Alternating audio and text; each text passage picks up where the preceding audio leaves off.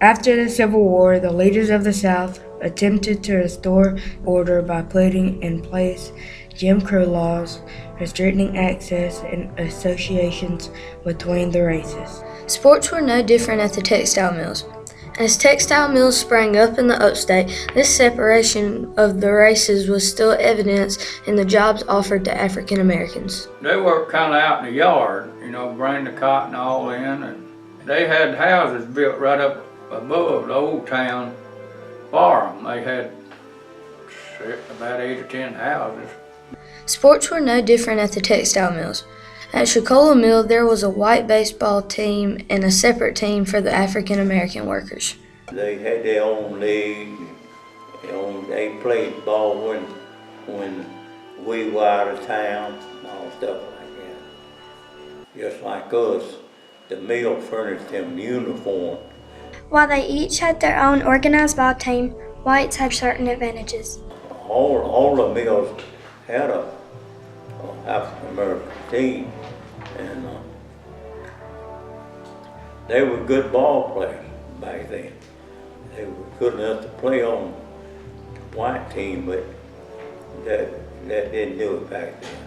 It almost seemed as if the Jim Crow laws applied to women too. Women's sports were also separate but not equal.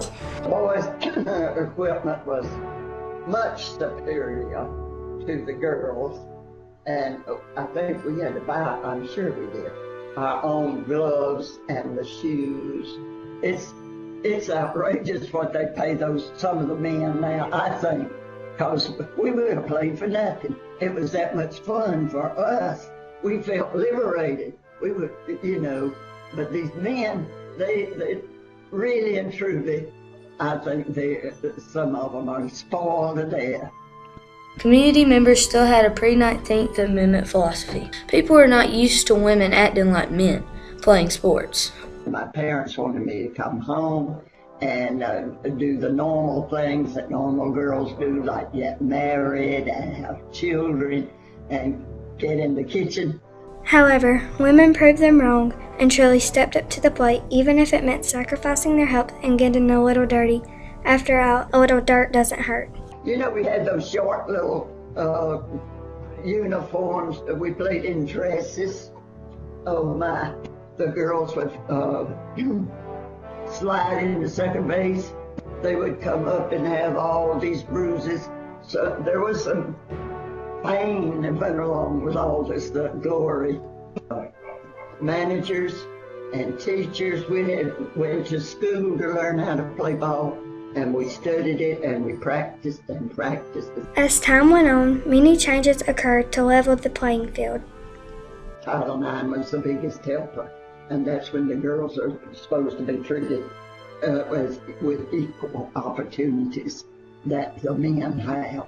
We have the rowing and the racing and all these sports that girls can really do really well. I got a feeling that I was treated, and the other girls too, the athletes, were treated really well. We had the finest managers. We traveled and stayed in hotels that were rated A1 and all that stuff. And we were invited by the local fans into their homes for dinners. Treated like special people, really. After this time period, play ball was not an expression used just for the boys. If the girls have an opportunity to go and play ball or have some kind of great career, go, but be ready for it. You have to be ready if you get the opportunity in sports or whatever. I know when I got my call to go to the big leagues, I didn't even know there was such a thing. I didn't know girls could play ball, and I think it was the start of a new league, a new endeavor, and we didn't know if we would succeed or, if it would just be a great big nothing. But we were determined to do all we could to make that thing go. Sports became an avenue to bring all races and genders together as people cheered on their favorite teams.